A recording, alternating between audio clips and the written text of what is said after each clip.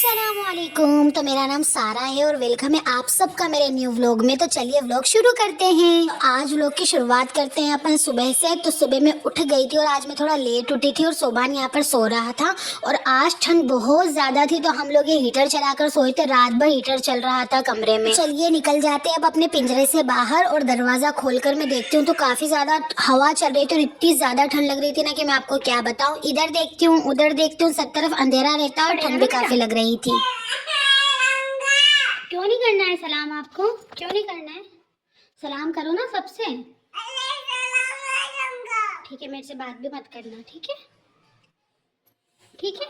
सोबान का रोना और इसकी एक्टिंग देखने के बाद हम आ जाते हैं किचन में नाश्ता बनाने के लिए। तो यहाँ पर मैं बना रही थी चाय और मेरी सासू माँ ने पहले चाय पी ली थी तो थोड़ी सी उनकी चाय बची हुई थी, उसी में मैंने चाय बढ़ा दी थी। तो यहाँ पर मेरी चाय उफन रही थी और आज नाश्ते में चाय के साथ खाने वाले हम रात की बाटी। हाँ, रात को मैंने दाल बाटी बनाई थी। और अगर यहाँ तक आपने व्लॉग देख लिया है तो चैनल को सब्सक्राइब करके एक प्यारा सा कॉमेंट जरूर कर देना। और अल्हम्दुलिल्लाह से हमारा नाश्ता बनकर रेडी हो चुका था और नाश्ते में हम या तो शाम की बची हुई रोटी लेते हैं या फिर सुबह पराठा बनाकर खाते हैं, वो भी चाय के साथ। और ये होता है हमारा सिंपल सा रूटीन। वालेकुम अस्सलाम। अस्सलामु अलैकुम।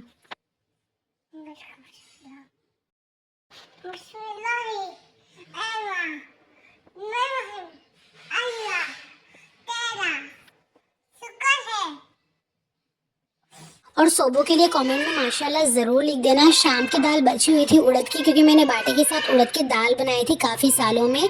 और रोटियां भी मेरी बनकर तैयार हो चुकी है अल्हम्दुलिल्लाह। तो खाना वगैरह सारा मेरा रेडी था और मैंने आज बनाई थी तिल की चक्की। क्या बोलते हैं इसको? तिल की चक्की बोलते शायद। मुझे इसका नाम नहीं याद, इसको क्या बोलते हैं। तो ये मैंने ही बनाई थी और काफ़ी ज़्यादा टेस्टी बनी थी। सारे घर वालों को काफ़ी ज़्यादा पसंद आई थी माशाल्लाह से। और सारा खाना वगैरह बनाने के बाद में मेरे किचन का हाल कुछ इस तरीके से हो जाता है। और मैं ये नहीं कहूँगी कि खाना बनाने के बाद किचन साफ रहता है। खाना बनाने के बाद तो किचन गंदा ही होता है। तो फटाफट से सारे किचन को समेट लेंगे। बर्तन वगैरह भी धुलकर तैयार थे। तो लगभग 9:30 पौने 10 तक मैं खाना वगैरह बनाकर फ्री हो गई थी, क्योंकि मेरी सासू माँ को जल्दी टिफिन लेकर जाना होता है कुएं पर। और हाँ, हैप्पी रिपब्लिक डे। ये सोबान की फिरकनी थी जो मैंने हाथ में ले ली थी और मेरे शोहर ने इस तरीके से गाड़ी पर झंडा भी लगाया था। जब स्कूल टाइम में होते थे ना तो काफी चीजों में पार्टिसिपेट करते थे, रैलियों में घूमते थे और राष्ट्रगान गाते थे और इसके बाद लड्डू भी मिलते थे। लेकिन अब ऐसा कुछ भी नहीं है, शादी के बाद सब कुछ चेंज हो जाता है। खैर जो भी है, अल्लाह पाक का शुक्र है, अल्लाह पाक का करोड़ करोड़ एहसान है कि उसने दूसरों से तो अच्छी ही जिंदगी दी है हमें। फटाफट से सारे बर्तनों को अपनी अपनी जगह पर सेट कर देंगे और किचन का जो बचा कुचा काम है वो भी निपटा लेंगे। सोबान को खेलने जाना था तो मैंने इसको बाहर भेज दिया था और मैंने सोचा कि जब तक बच्चे खेल रहे हैं, क्योंकि आज स्कूल की छुट्टी भी थी और बच्चे भी आ चुके थे स्कूल से, तो इतने में भी मेरे काम से फ्री हो जाऊंगे और सोबान का भी टाइम पास हो जाएगा। तो बस चलते हैं और लगते हैं काम में। तो इस तरीके से कुछ किस्से और चुटकी बजाकर हम किचन को क्लीन कर देंगे अल्हम्दुलिल्लाह अल्हम्दुलिल्लाह। तो किचन से हम फारिग हो चुके हैं और अब चलते हैं कमरे की तरफ। और कमरे का हाल कुछ ऐसा था और सुबह सुबह कमरा बहुत ज्यादा गंदा हो जाता है। और वैसे तो मैं जब उठती हूँ और अगर मेरे साथ सोबान उठ जाता है तो कंबल वगैरह सब तय करके रख देती हूँ, लेकिन आज सोबान लेट उठा था तो इसलिए मैंने कुछ भी तय करके नहीं रखा। और ये सिलाई मशीन मैंने बेड के पास रख दी थी जिससे हमें बहुत सारी जगह मिल गई थी कमरे में। तो फटाफट से मैं यहाँ पर कंबल वगैरह की घड़ी बना लेती हूँ।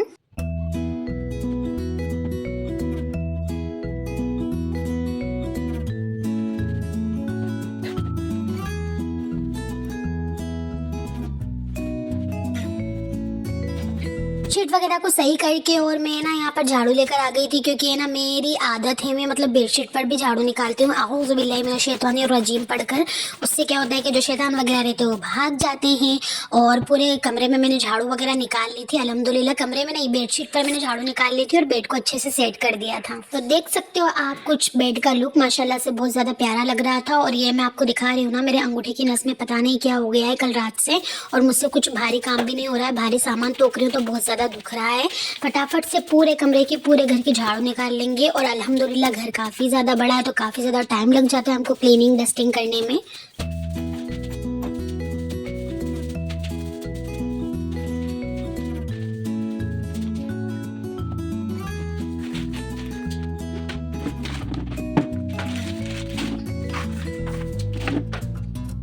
जैसे ही मैं झाड़ू निकाल के फ्री हुई ना, सोबान के अब्बू भी काम पे से आ गए थे और यहाँ पर सोबान के अब्बू को देखकर बहुत ज़्यादा खुश हो रहा था और बेंडी बेंडी हरकतें कर रहा था, पता नहीं क्या क्या।